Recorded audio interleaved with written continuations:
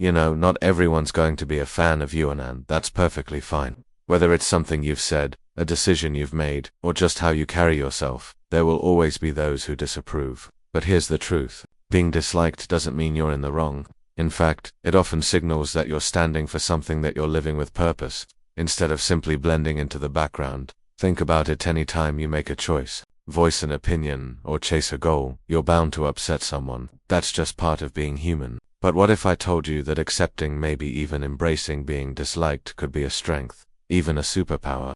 Today, we're digging into something we all experience: how to gain power from being disliked.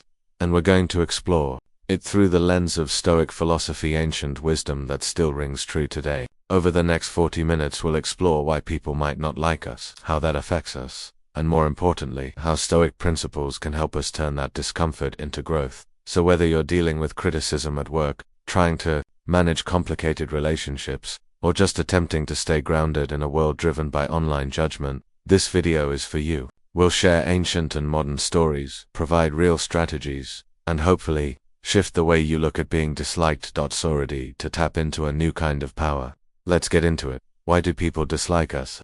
First, let's look at why someone might dislike you. It's not always straightforward, but understanding it helps you handle it more effectively. Sometimes people simply dislike you because you stand out. Maybe you've made an unconventional career move, or your lifestyle goes against what's considered normal in your environment. Think back to Steve Jobs. He dropped out of college to chase his passion for technology. Many, including his parents, didn't get it, but his choice to be different reshaped the world. Other times, it's the decisions you make that others don't agree with.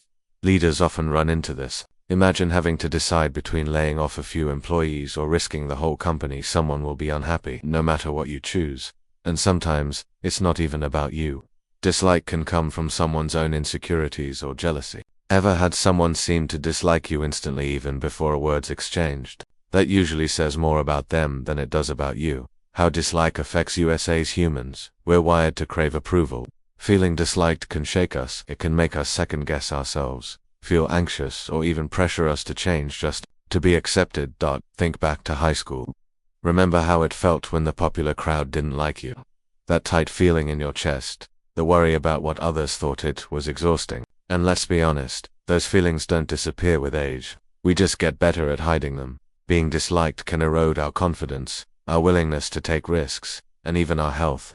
Research shows social rejection can activate the same brain regions as physical pain. In other words, it can literally hurt. But here's the twist: the real impact of being disliked depends on how we choose to handle it. Common reactions: people usually respond in one of a few ways. Some of us bend ourselves to please everyone. We soften who we are, hold back opinions, or abandon dreams for approval. Others go on the offensive. They become defensive, lash out, or build walls. And some retreat altogether, avoiding social situations, staying silent, or isolating themselves. But there's a different path, one that turns being disliked from a weakness into a strength. And that's where Stoicism enters the picture. What is Stoicism? Stoicism, an ancient Greek philosophy over to millennia old, helps people deal with life's challenges. At its heart, Stoicism teaches us to focus on what we can control and to let go of what we can't. It's not about denying emotion, but about understanding it and choosing how to respond. When it comes to being disliked, Stoicism offers powerful tools. The Stoics believed true fulfillment doesn't come from winning approval, but from living according to your values. So, what if your self-worth wasn't tied to how many people liked you? What if criticism became something to examine, not fear? One Stoic idea that fits perfectly here is voluntary discomfort. Deliberately putting yourself in uncomfortable situations to build resilience. In this case, that discomfort might be learning to be okay with disapproval because it makes you more grounded in who you really are. Another is the dichotomy of control. Recognizing what's within our power, our thoughts, actions, reactions, and what's not, others' opinions, the past, external events. Focusing only on what we control gives us freedom from the endless chase for approval. And then there's self-reflection, a core Stoic practice. The idea is to regularly pause and examine whether we're living by our principles. When disliked, instead of reacting emotionally, a Stoic asks, is there truth in this? Does it help me grow? Examples of Stoicism in action: take Marcus Aurelius, the Roman emperor and a well-known Stoic. Despite being one of the most powerful people of his time, he was regularly criticized. In his journal meditations, he reminded himself not to be rattled by others' judgments.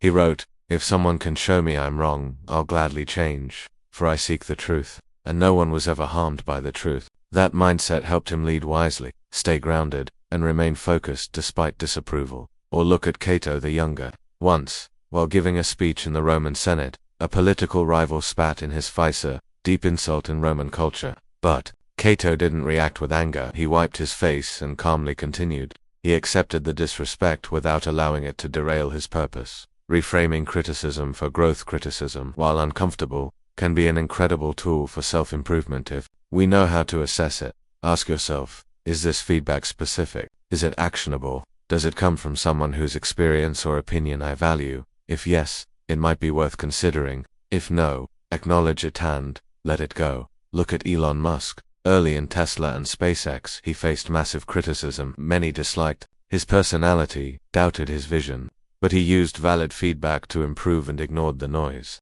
That approach helped him break boundaries most thought impossible. You don't have to launch rockets to apply this. Next time you face critique, pause, ask, is there something here I can use to grow? Practical tools to handle Move into some real strategies. 1. Build emotional resilience. This is your ability to bounce back from emotional hit. One technique is reframing. Instead of "they don't like me, I must be the problem," think "this is one person's view, it doesn't define me." 2. Practice self-compassion often. We're harshest with ourselves. Treat yourself with the kindness you'd give a good friend. This is hard, but I'm learning. 3. Set boundaries. Boundaries protect your peace. If someone offers only vague negativity, you can say, "I'm open to specific feedback, but general criticism isn't helpful." 4. Use mindfulness and self-reflection. Be aware of how criticism makes you feel without judging yourself. Then ask, are my actions in line with my values? That alignment gives you clarity and strength. Real-life scenarios at work. You pitch an idea and someone dismisses it. Accept it. Look for useful feedback.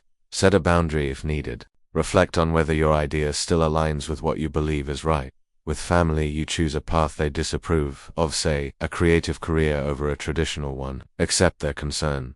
Address it. Set respectful limits around discussions. Stay true to your path. Online, you post something controversial and get backlash. Breathe. Choose whether to engage or not. Focus on your intent. Don't let the noise shake your values. Cultivating inner peace. The real test is maintaining your calm when disapproval is constant. Start with your values. Let them guide your choices. When you act in alignment with your principles, disapproval hurts less. Build a support system, people who accept you and challenge you respectfully. You don't need universal agreement, just mutual respect. Remember the Zen story of the monk who refused to accept insults as his disapproval is a gift you don't have to take. Long-term benefits. When you stop chasing approval, you become more authentic, living as your true self. Make clearer decisions guided by principles, not popularity. Build resilience to yourself that you can stand strong in discomfort. Think of the people you admire. They're not crowd pleasers. They're individuals who take a stand even when it's unpopular. And ironically, when you stop trying to be liked, people often respect you more. Authenticity is magnetic. Final thoughts now. Imagine the version of you that lives this way. What could you do if fear of disapproval no longer held you back? As Epictetus said, it's not what happens to you, but how you react to it that matters. Your real power lies in that response. So here's my challenge. Take one thing from today and apply it. Set a boundary. Reframe criticism. Check your inner compass. Then share your experience. Your story might inspire someone else. If you found value in this, hit subscribe and join our Stoic community. Let's build resilience together. Let's grow together. And remember, as Seneca put it, we suffer more in imagination than in reality. So let go of the illusion of universal approval. Accept the reality of being disliked and step fully into your most authentic life. Stay stoic, stay strong, and I'll see you in the next video.